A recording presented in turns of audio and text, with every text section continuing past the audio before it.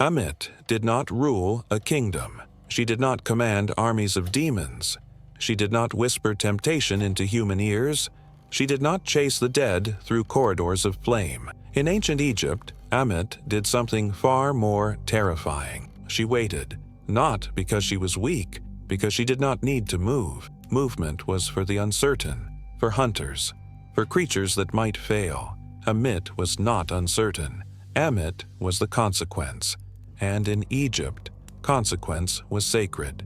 Because Egypt did not build the afterlife as a story. It built it as a system designed to preserve order, a system designed to stop chaos from spreading beyond death, a system designed to decide with cold precision who was allowed to continue and who would be erased forever. That is what Ammit was. Not a monster of rage, a mechanism of deletion. To understand why she existed, you must understand what the Egyptians feared most.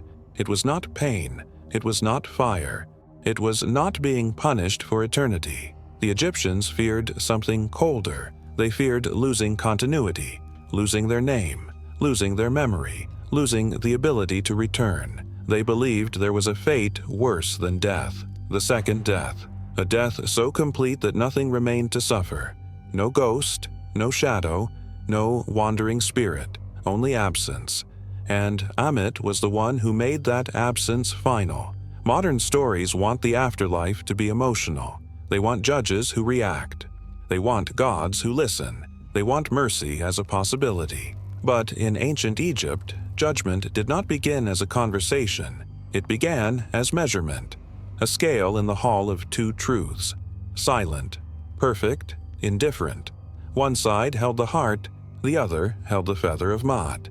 And in that moment, the universe did not ask whether you were loved. It asked whether you were aligned. Because Maat was not morality in the modern sense. Maat was structure, truth, balance, order, and the invisible architecture that held existence together. Without Maat, the sun would not rise, the Nile would not return, time would not remain stable. Maat was not a virtue. It was survival. That is why the feather mattered, because the feather did not bend, and the scale did not forgive. The Egyptians believed the heart was not just an organ. It was a record, not a record of words, not a record of excuses, a record of weight, a lifetime compressed into substance.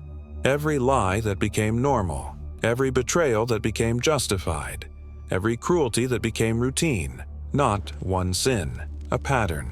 And patterns, repeated long enough, become dense. The heart became heavy not because gods were angry.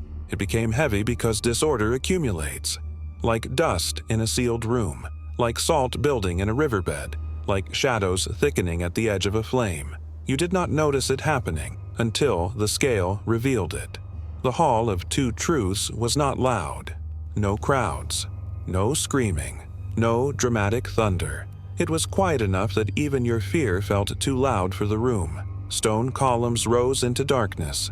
Torches burned low. Incense smoke drifted like slow breath. Everything in that chamber was designed to remove distraction. Because judgment was not entertainment, it was confirmation. Anubis stood beside the scale. Not as a king, not as a tyrant, as procedure. He did not threaten, he did not comfort, he verified. He adjusted the balance with the calm of someone who has done this forever, because the scale was not a symbol. It was a function of cosmic law, and cosmic law cannot be careless. This is why Anubis is often shown touching the scale. That detail matters. It means the process must be exact, not influenced, not emotional, exact, because if the measurement failed, then the entire afterlife system would be corrupt. And corruption leads to collapse. So Anubis guarded accuracy the way the pharaoh guarded Ma'at, not because he cared about your feelings, because he cared about order surviving. And then, beside the scale, almost hidden in shadow, sat Ammit, silent, still. Her form was not random. The Egyptians built her body from the most unstoppable forces they knew. The crocodile, sudden finality. The lion, dominance without negotiation. The hippopotamus, crushing power, unstoppable mass. Ammit did not represent violence. She represented inevitability, a creature shaped to communicate one message. Once the heart fails, the outcome cannot be reversed. Because Ammit did not punish you, she did not torture you, she removed you. The second the scale tipped, the universe did not debate, it acted. The heart was consumed, and with the heart gone, identity collapsed. The name weakened, the Ba scattered, the Ka lost its form, the Ak never formed. Nothing remained stable enough to continue. This was not suffering. This was deletion, and that deletion was Egypt's deepest horror, because pain means you still exist. Erasure means you do not, and the most terrifying part is this. Ammit did not hunt you. You were brought to her. You traveled the underworld, gate by gate, hour by hour, until you arrived at the scale. Not everyone arrived. Most souls never reached this chamber. They failed earlier. The Duat was a maze of pressure, a sequence of gates and guardians, names and formulas, memory and precision. A place designed to break unstable souls before they could reach the final test. This is why judgment was late, not early. Because the afterlife was not a simple destination. It was a system of filtration, and Ammit was the final filter, the last function, the last closure, the end of return. The heart was heavy long before the scale touched it. That was the most terrifying truth, because it meant judgment was not a surprise waiting in the afterlife. It was already forming inside your life, quietly. The Egyptians believed the heart was not a container of emotions. It was a container of accumulation, a storage of consequences, a compressed pattern that could not be separated from the self. A person could hide actions from society. A person could keep secrets. A person could build an image. But the heart did not store images. It stored weight, and weight did not care how convincing your story sounded. Modern people often misunderstand what the Egyptians considered heavy. They imagine heavy as evil. They imagine heavy as crime. But the Egyptians were not building a moral theater. They were building a structural test. A heavy heart was not simply a heart that did bad things. It was a heart that carried disorder. A life that repeatedly violated Ma did not just make the person guilty, it made the person unstable.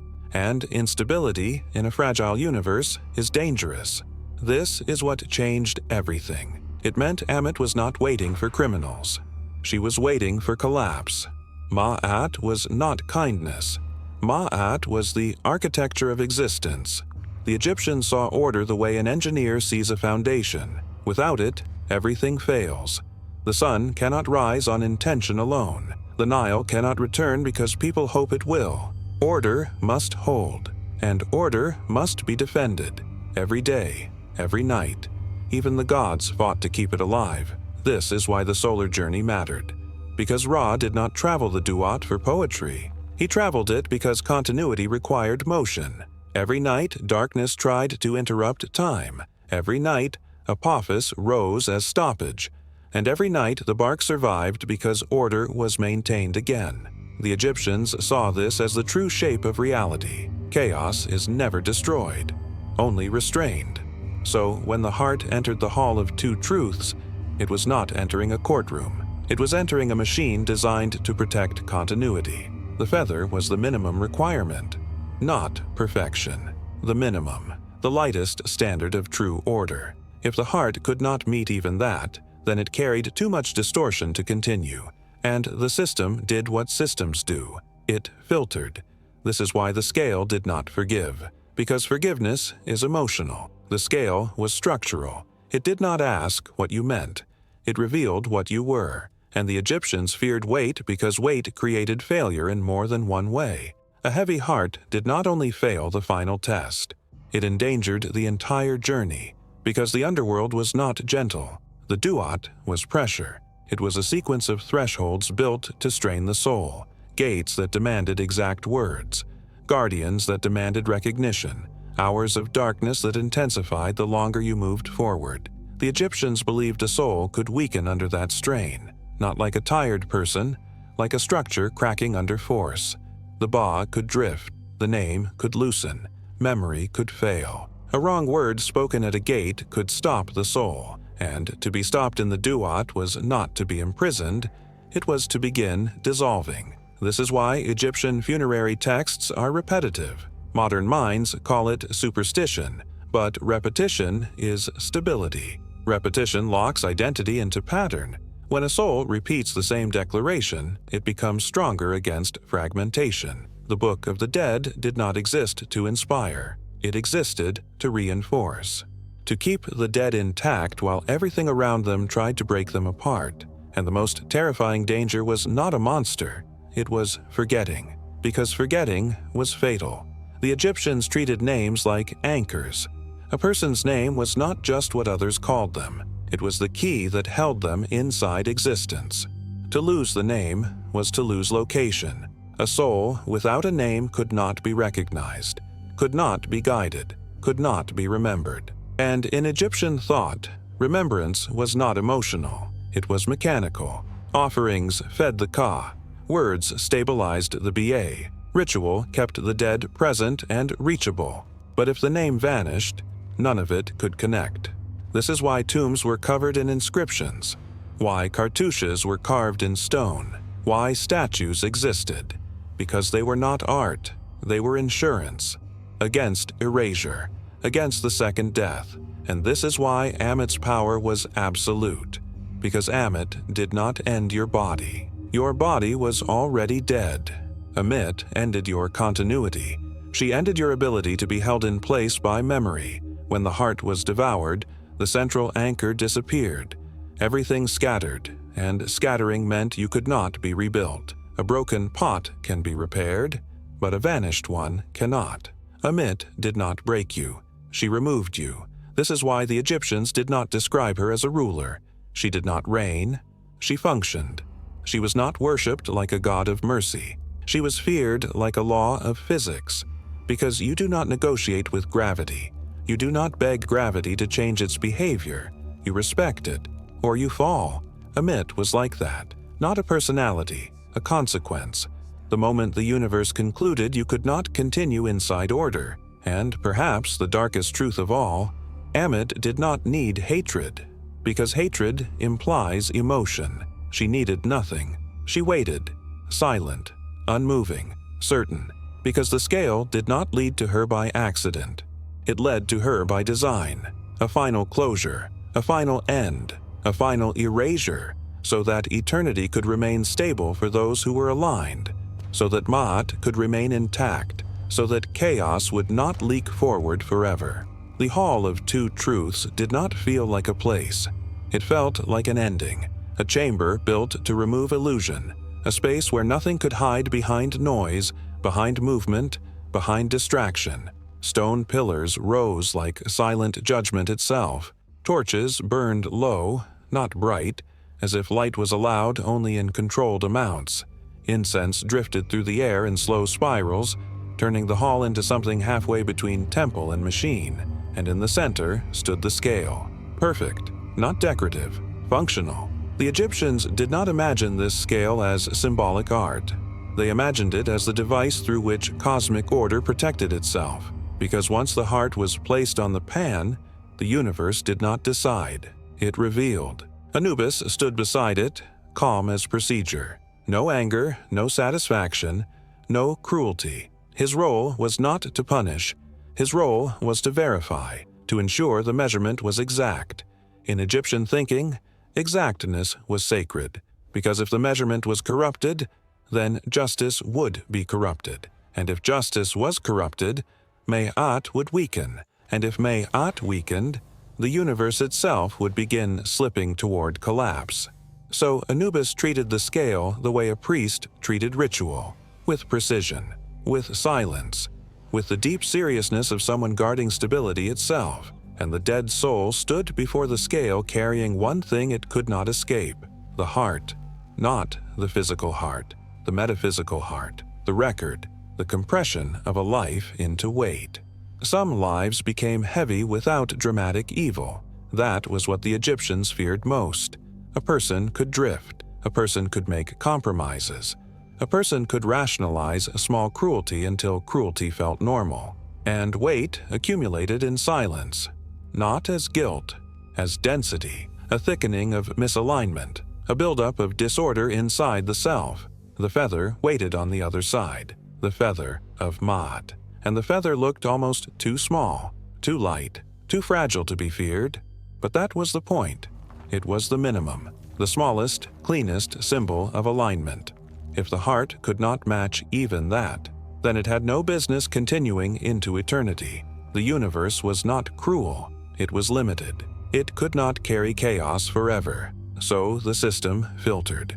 And there was someone else present in Egyptian imagery, Thoth, the recorder, the one who wrote down the result, not because the gods needed notes, but because the Egyptians believed a verdict was not real until it was recorded. To record something was to make it fixed, to make it part of structure, to make it irreversible. Thoth represented something terrifying. Your judgment was not a feeling. It became an official part of cosmic order, a sealed outcome, a permanent conclusion. Then the heart was placed on the scale. The chain tightened. The beam hovered. For a moment, everything felt suspended, as if time itself had paused to watch. And in that silence, the Egyptians believed the heart could do something terrifying. It could testify, not in words, in weight. It could reveal what the person carried, even if the person denied it. This is why the Egyptians feared the heart, because it was not a loyal friend. It was evidence. And evidence is indifferent. It does not protect you. It reveals you. The scale moved, not violently, not dramatically, with the calm inevitability of physics. If the heart was light, the beam steadied, and the soul was permitted to continue, not rewarded, permitted, allowed to remain present within order, allowed to enter the continuation of stability. But if the heart sank, even slightly, the meaning was absolute. It meant misalignment. It meant instability. It meant the soul carried too much disorder to exist safely in eternity. And that is when Ammit mattered. Ammit did not step into the center like a villain entering a stage. She remained where she was, beside the mechanism, waiting, because her role was not to decide. Her role was to finalize. The Egyptians built her to look like inevitability, crocodile jaw for final closure, lion strength for dominance, hippo mass for unstoppable crushing power. She was not a monster of imagination. She was the monster-shaped boundary of a system. The heart was taken, not ripped, not stolen, taken as procedure. And once it was gone, the collapse began. The name weakened first. The Egyptians believed the name was like a thread holding the soul in place. Without the heart, the thread snapped. The Ba drifted, not like a bird flying free, like smoke losing shape. The Ka lost support, because offerings could no longer connect. The Ak could not form, because integration requires an anchor. And the anchor had been consumed. There was no screaming described, no grand suffering, because suffering would imply the soul remained intact enough to experience it, but Ammit's function was to remove the ability to remain intact at all. This was erasure, not punishment, a life becoming absence, a name becoming sound that lands nowhere, a memory becoming uncatchable, a soul becoming unreachable. This is why the Egyptians feared her more than fire. Fire hurts you, but fire still leaves you existing. Ammit did not hurt you. She removed you, and removal was final. Because in Egyptian thought there was no rebuilding after the heart was gone. There was no reverse ritual, no rescue mission, no second chance at coherence. Once erased, you were outside continuity, outside order, outside remembrance, and outside remembrance you could not return. When the heart failed, the hall did not celebrate. The hall did not react. The hall remained silent, because silence was the language of systems. And the system had done its job. It had protected Mahat. It had prevented chaos from continuing. And it had closed the door on a soul that could not remain stable. Passing judgment in ancient Egypt was not a celebration. It was not a reward. It was permission. A soul that passed was not saved by mercy. It was accepted by structure. It could continue because it could hold itself together inside order, because Mayat is not a feeling. It is an architecture, and only what is aligned can remain inside architecture without cracking it. So those who passed moved forward, not into fantasy, into stability, into the field of reeds, the ordered reflection of Egypt itself, where familiar patterns kept identity from collapsing. Waterways, fields, reeds, a world designed not for pleasure, but for coherence. A continuation that depended on rhythm, a continuation that depended on maintenance. Because even after success, the Egyptians did not believe chaos vanished. Chaos waited, always. But those who failed were not punished. They were removed. The Egyptians did not imagine the universe as a place that tortured souls forever. They imagined the universe as something fragile, something that could not carry disorder endlessly. So it filtered, it corrected, it closed. And the final closure wore the form of Ammit. Not because the gods were cruel, because the system had limits. Ammit was the moment the universe admitted it could not hold you. This is what makes her different from every monster in mythology. Most monsters chase, most monsters attack. Most monsters create fear through violence. Ammit did not need to chase, because judgment came to her. She waited beside the scale like a locked door waits at the end of a corridor. The door does not hate you. It does not want you to suffer. It simply does not open. A heavy heart meant imbalance. Imbalance meant instability. Instability meant danger. And danger could not be allowed to continue into eternity. So the heart was taken. And with the heart gone, the soul lost its anchor. The name weakened. Memory stopped landing. Offerings no longer connected. The parts of the soul scattered into nothing. This was the second death. Not death of the body. Death of return. Death of continuity. Death so complete that suffering was impossible, because there was no longer anyone left to suffer, only absence. That is why the Egyptians feared Ammit more than fire, because fire still means existence.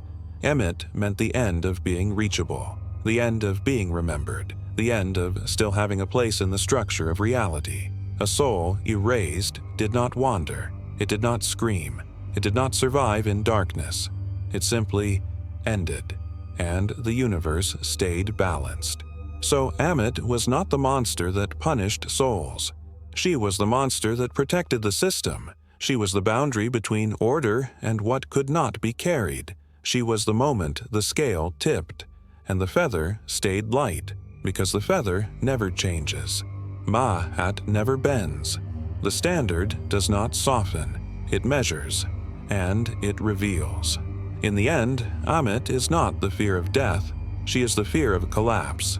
She is the fear that what you carried became too heavy to continue. And when the scale confirms it, the hall does not react.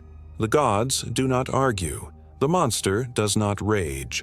The universe simply closes, and your story ends without sound.